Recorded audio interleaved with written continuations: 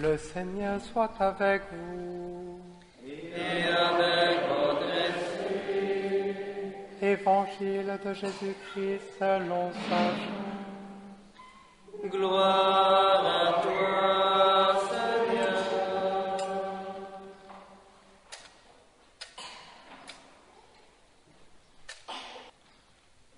À l'heure où Jésus passait de ce monde à son Père, il disait à ses disciples: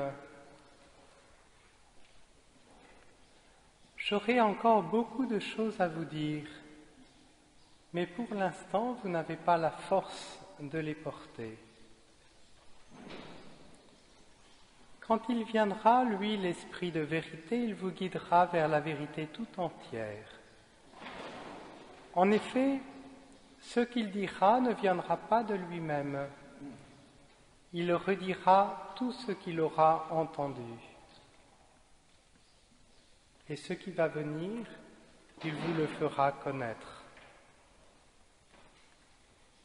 Il me glorifiera, car il reprendra ce qui vient de moi pour vous le faire connaître. Tout ce qui appartient au Père est à moi. Voilà pourquoi je vous ai dit, il reprend ce qui vient de moi pour vous le faire connaître. Acclamons la parole de Dieu. Louange à toi, Seigneur Jésus. Frères et sœurs, donc nous célébrons aujourd'hui la fête de la Sainte Trinité.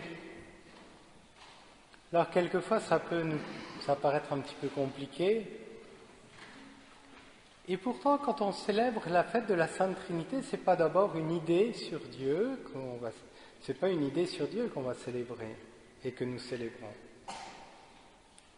C'est un Dieu vivant, un Dieu qui est trois personnes. Jésus n'est pas venu nous révéler, nous faire connaître des idées sur Dieu, mais il nous a révélé son Père bien-aimé.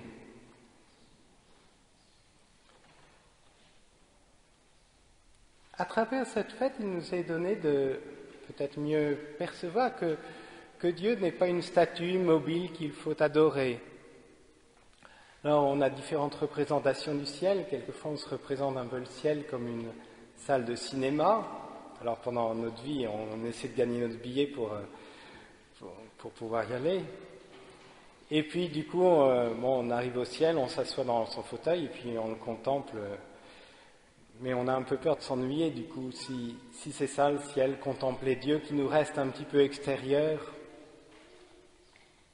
Alors ça, c'est une image. Une autre image du ciel, ça peut être, bon, Dieu est sur un trône. Alors, il est bon pour tout le monde, hein, mais alors du coup, ce qu'il attend de nous, c'est que quand on arrive au ciel, on fasse des courbettes, etc., qu'on l'adore. Alors, bien sûr que nous sommes appelés à adorer Dieu, mais un Dieu qui attendrait que ça, qui serait assis tout seul sur son siège, là un peu plus loin, et puis alors ça nous met pas très à l'aise, une image de Dieu comme ça qui... Et la fête d'aujourd'hui nous montre que c'est pas ça le ciel, c'est pas une salle de cinéma où on contemple un Dieu qui nous est extérieur, et c'est pas non plus quelqu'un avec une grande barbe assis sur son trône là, et puis on se met à plat ventre devant. C'est pas ça le ciel, et c'est pas ça Dieu.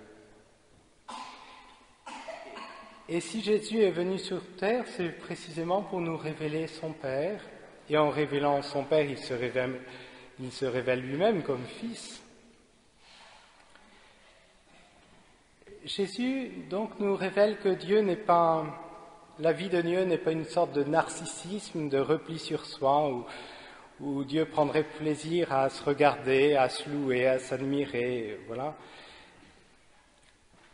Mais Dieu est communion d'amour. C'est sans doute le mot humain qui nous parle le mieux de Dieu, hein. Et Saint Jean, donc, quand il nous dit dans son évangile, dans ses lettres, Dieu est amour, on l'a souvent chanté sur tous les tons, mais c'est un mystère très grand.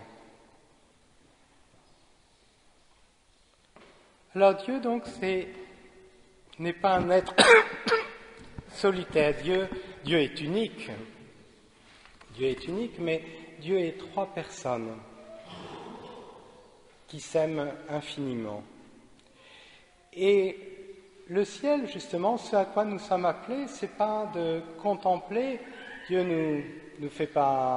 nous révèle pas sa vie d'amour en nous laissant comme des spectateurs extérieurs.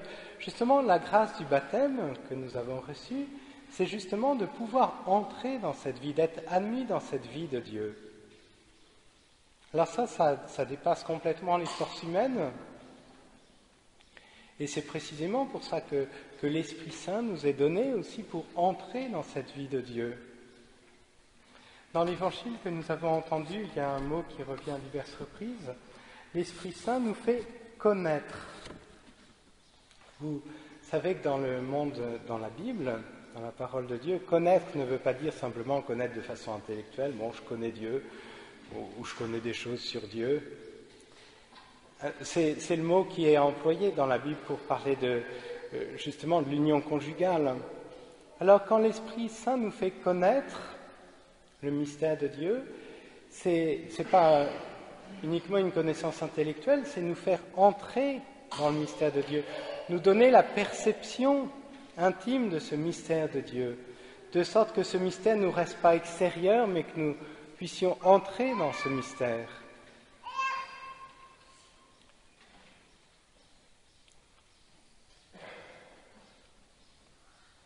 Donc nous sommes appelés à contempler la Trinité, pas seulement à la contempler, mais à vivre de cet amour. Et quelque part,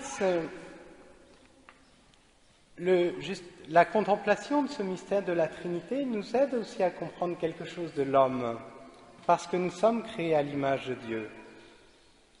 Et peut-être que ça nous aide à comprendre pourquoi, dans le deuxième récit de la création, Dieu dit « Il n'est pas bon que l'homme soit seul ». Précisément parce que l'homme est appelé à se donner et à être accueilli aussi. C'est pourquoi aussi le bonheur, ou une forme de définition du bonheur que Jean-Paul II reprenait souvent, c'est une citation de Gaudium et Spes, c'est « La personne humaine ne se trouve que dans le don désintéressé d'elle-même ». Mais nous voyons bien que dans cette définition du bonheur est inscrite vraiment la ressemblance de l'homme vis-à-vis de Dieu.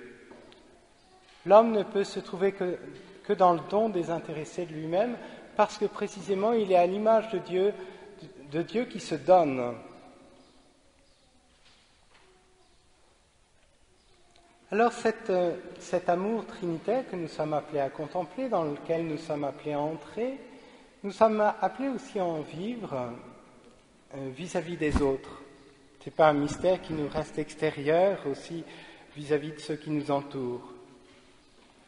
Et le fait de vivre de cet amour vis-à-vis des autres nous aide aussi, et comme une porte d'entrée pour justement ces autres biens concrets qui nous entourent. C'est comme une porte d'entrée pour entrer dans cet amour de Dieu, qui est invisible, que nous ne voyons pas.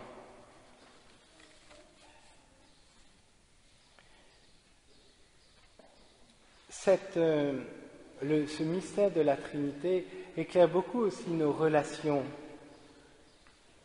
parce que donc un seul Dieu en trois personnes.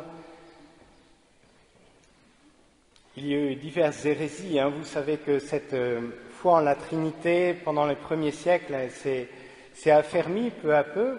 Et au IVe siècle, donc, l'Église, dans de conciles successifs, a affirmé la divinité de Jésus, a affirmé la divinité de l'Esprit Saint. Et pour lutter aussi contre les hérésies qui pouvaient introduire une sorte de supériorité à l'intérieur de la Trinité. Alors il pouvait se servir d'une ou deux phrases un peu sorties du contexte pour dire mais non, le Père est supérieur au Fils, etc. Et de même, ce mystère de la Trinité peut éclairer justement nos relations, que nous sommes souvent portés à mettre de l'infériorité, de la supériorité, un peu de la lutte dans nos relations. Et dans la Trinité, pourquoi le Père n'est pas supérieur au Fils? C'est simplement parce que le Père se donne tout entier au Fils.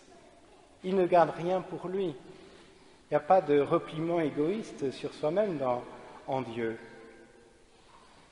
Et du coup, le Fils est égal au Père puisqu'il a tout reçu du Père. Ce mystère peut beaucoup nous éclairer dans nos relations. Il y a un ordre dans la Trinité, le Père n'est pas le Fils, justement, c'est cette relation qui fait que le Père n'est pas le Fils et le Fils n'est pas le Père.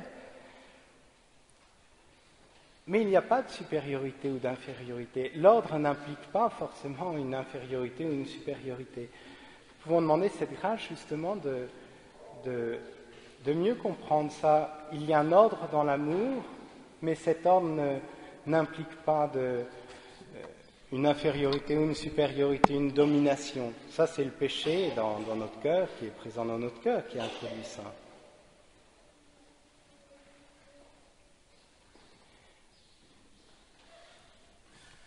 Donc Dieu n'est pas seulement un mystère extérieur à contempler.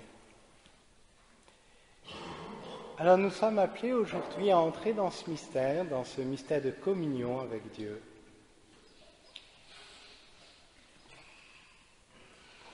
Mais cette communion qui nous est offerte, nous pouvons à la fois la désirer et à la fois la redouter.